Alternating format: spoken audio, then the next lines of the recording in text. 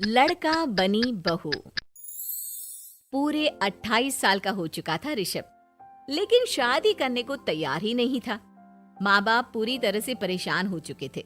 जब भी किसी लड़की का रिश्ता ऋषभ के लिए लेकर आते तो वो शादी करने से साफ मना कर देता, चाहे लड़की कितनी भी सुंदर, कितनी भी अच्छी क्यों ना हो। ऋषभ के माँ बाप को इसकी वजह समझ में नहीं आ रही थी। अरे ऋषभ बेटा, अच्छी खासी नौकरी लग गई है, दिखता भी इतना अच्छा है, आखिर बात क्या है, तुझे शादी क्यों नहीं करनी? देख, तू हमारा इकलौता बेटा है। अगर तू शादी नहीं करेगा तो कैसे काम चलेगा? लेकिन मैं शादी करना ही नहीं चाहता। मुझे कोई लड़की पसंद नहीं आती। अरे बेटा, अगर कोई लड़की तुझे पसंद हो तो उससे शादी कर ले, हमें कोई ऐतराज नहीं है। हाँ ऋषभ बेटा, अब देख, तेरी माँ से भी काम नहीं होता। घर में एक बहू आ जाएगी तो कम से कम घर का माहौल भी अच्छा होगा और तेरी माँ को मदद भी मिल जाएगी। लेकिन मम्मी पापा कहा ना, मुझे लड़कियां पसंद ही नहीं आती। अरे लड़कियां पसंद नहीं आती तो क्या लड़का पसंद आता है? वो तो वक्त आने पर ही पता चलेगा। ऋषभ की बात सुनकर उसके माँ और पापा का सर चकरा जाता है। कुछ दिनों के लिए ऋषभ अपने ऑफिस के काम से शहर से बाहर जाता है और जब लौट कर आता है तो सामने का नजारा देखकर उसके माँ पापा बेहोश होते होते रह जाते हैं। अरे ये क्या, ये तुम्हारे साथ कौन है? माँ, ये दीपक है, मेरी पत्नी। हम दोनों ने शादी कर ली है। दीपक तुम्हारी पत्नी कैसे हो सकता है? अरे दीपिका होती तो बात समझ में भी आती। ये तो लड़का है।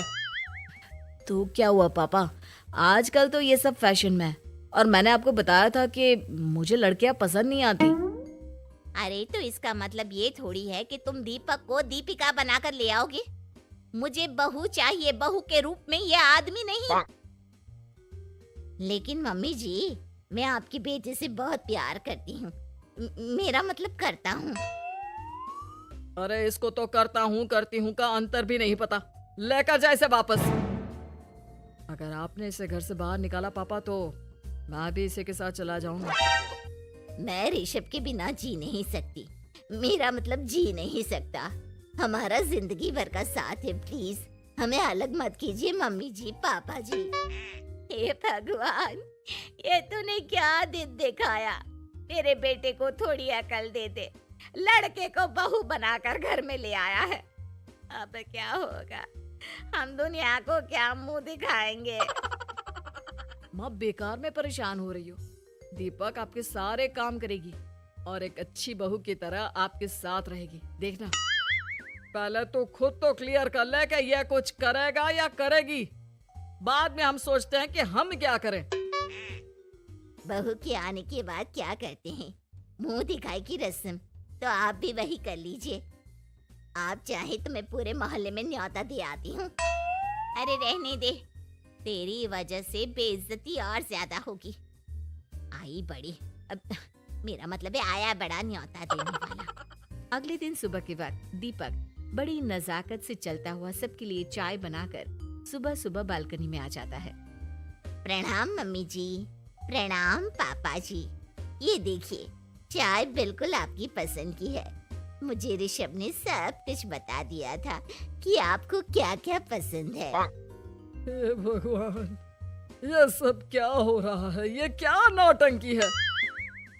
नौटंकी कहाँ है? माँ देखिए तो, मेरा दीपक आपका कितना ख्याल रख रहा है। लाओ, अब जो भी है, जैसी भी है, चाय पियेंगे ही सही। थोड़ी देर के बाद, वैसे दीपक, चाय तो तुमने बहुत अच्छी बनाई है। चलो कुछ तो अच्छा हुआ। अगले दिन, अजी सुनते हैं, आज पैरों में बड़ा दर्द हो रहा है। लग रहा है घुटनों में फिर से कुछ न कुछ प्रॉब्लम हो रही है। डॉक्टर ने वो दवाई दी थी, उसकी मालिश करो ना अपने घुटनों पर, आराम मिल जाएगा। वो क्या है ना, खुद के हाथों से ठीक से मालिश नहीं हो पाती। अरे मम्मी जी, आपको परेशान होने की क्या जरूरत है, मैं हूँ ना। लाइए, मैं आपके पैरों पर मालिश कर देता हूँ, मेरा मतलब कर देती हूँ। अरे रहने दे, रहने दे। घर में बहू होती तो सेवा करती, यहाँ तो आदमी बहू बनकर बैठा हुआ है। मम्मी जी नाराज मत होइए, एक बार मुझे मौका तो दीजिए आपकी सेवा करने का। अच्छा ठीक है, ये ले दवाई लगा दे। दीपक बहुत अच्छे तरीके से घुटनों की मालिश करता है। थोड़ी देर के बाद इतना आराम मिल रहा है क्या बताऊं, ऐसा लग रहा है मेरे घुटनों में कभी तकलीफ थी ही नहीं। लगता है तुम्हारी लड़का बनी हुई बहू तुम्हें पसंद आने लगी है। ऐसा कुछ भी नहीं है, वो तो बस इतने अच्छे से मालिश की इसलिए मैंने इसकी तारीफ कर दी। मम्मी जी पापा जी आपस में लड़ाई नहीं करते। अच्छा आप ये बताइए शाम के खाने में क्या खाएंगे? पनीर दाल मखनी पुलाव कुछ भी स्पेशल बता दीजिए। अरे भाई ये सारी चीजें मुझे तो खाने में बहुत ही पसंद है। तुम क्या कोई औरत हो जो पनीर दाल मखनी बनाओगी? हाँ, अरे लड़का हो तो लड़के की तरह बिहेव किया करो ना। भले ही मैं लड़का हूँ तो क्या हुआ, अब तो मैं ऋषभ की पत्नी और आपके घर की बहू हूँ, तो मुझे उसी तरह से रहना पड़ेगा ना। अच्छा ठीक है, जो तुम्हें पसंद है बना लो। आदमी रसोई में खाना बनाते हुए कैसे लगते हैं जरा मैं भी तो देखूं। शाम को दीपक सबके लिए अच्छा सा खाना बनाकर डाइनिंग टेबल पर लगा देता है। ऋषभ ऑफिस से जब लौट कर आता है, सब लोग खाना खाने के लिए बैठ जाते हैं। अरे वाह, क्या गजब का पनीर और दाल मखनी बनाई है। ऐसा जायका तो होटल के खाने में भी नहीं आता। दीपक कितना अच्छा खाना बनाती हो, मेरा मतलब बनाते हो। तुम्हारी इसी अदा की वजह से तो मुझे तुमसे प्यार हो गया। अरे बहुत हो गया, आदमी होकर आदमी से प्यार करते हो। अरे लेकिन कुछ भी कहो, जरा खाना खा कर तो देखो ऋषभ की माँ, मजा आ जाएगा। हाँ वैसे बात तो आपकी सही है, खाना तो वाकई में लाजवाब है। इतना स्वादिष्ट पनीर तो मैंने अपनी जिंदगी में नहीं खाया। कितना अच्छा होता अगर ये दीपिका होती। और फिर अगली सुबह कुछ ऐसा होता है जिसे देखकर ऋषभ के माँ और पापा ना केवल खुश होते हैं बल्कि हैरानी से उनकी आंखें फटी की फटी रह जाती हैं। उन्होंने जो नजारा अपनी आंखों के सामने देखा उसे देखकर उन्हें अपने आप पर भरोसा नहीं हुआ। सुबह का वक्त था, सब लोग बालकनी में बैठकर सुबह की चाय का इंतजार कर रहे थे। तभी रसोई में से एक बहुत ही खूबसूरत लड़की जिसके लंबे लंबे बाल थे और जिसने साड़ी पहनी हुई थी, हाथ में चाय की ट्रे लेकर वहां आती है। अरे ये कौन है? रातों रात हमारा लड़की बहू बन गया क्या? मुझे लगता है कोई सपना देख रहा है। इतनी सुंदर बहू तो हमने सपने में भी नहीं देखी।